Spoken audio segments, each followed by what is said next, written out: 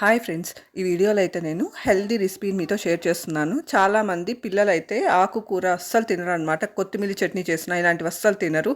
అలాంటప్పుడు దోశకు యూస్ చేసే రెడ్ చట్నీ లాంటి వాటిలో మనం కొత్తిమీరని కలిపేసామంటే అది మిక్స్ అయిపోతుంది కాబట్టి తింటారనమాట. ఇక్కడ చూసారు కదా, నేను కారం చట్నీలోకి ఇలా కొత్తిమీరని ఇంకా ప్రోటీన్ కోసం ఉద్దిపప్పు, పచ్చని పప్పు ఇలాంటివన్నీ ఆయిల్లో ఫ్రై చేసుకొని ఎండుమిర్చి, టమాటో, ఆనియన్ పీసెస్ ఇవన్నీ వేసి బాగా వేయించుకొని కొంచెం చింతపండును కూడా వేసుకోవాలి. అప్పుడే ఈ చట్నీ చాలా బాగుంటుంది. ఈ చింతపండు వేయకోకుండా కూడా నేను ట్రై చేస్తాను. అలా కూడా బాగుంది, ఎందుకంటే టమాటోలో పులుపు ఉంటుంది కాబట్టి.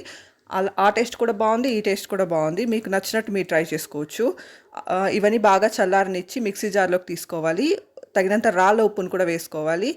రాళ్ళ ఉప్పును కూడా వేసుకొని కోర్స్గా గ్రైండ్ చేసేసుకోవాలి. దీనికి పోపు పెట్టేసుకోవాలన్నమాట. ఈ రెసిపీ దోశలోకి చాలా బాగుంటుంది. మనం కొత్తిమీర వేసాము, ఇంకా పప్పులు కూడా వేసాం కదా, ఉద్దిపప్పు, పచ్చనిపప్పు ఇవన్నీ వేసుకొని బాగా ఆయిల్లో లైట్ గోల్డెన్ బ్రౌన్ కలర్ వచ్చేంత వరకు బాగా వేయించుకున్నాము. ఎండుమిర్చిని కూడా బాగా ఫ్రై చేసుకున్నాము ఆయిల్లోనే. ఇవన్నీ ఫ్రై చేసుకోవడం వల్ల ఈ చట్నీ అయితే చాలా బాగుంటుంది. ఒకసారి ట్రై చేసి చూడండి. Thank you for watching my video. Please subscribe.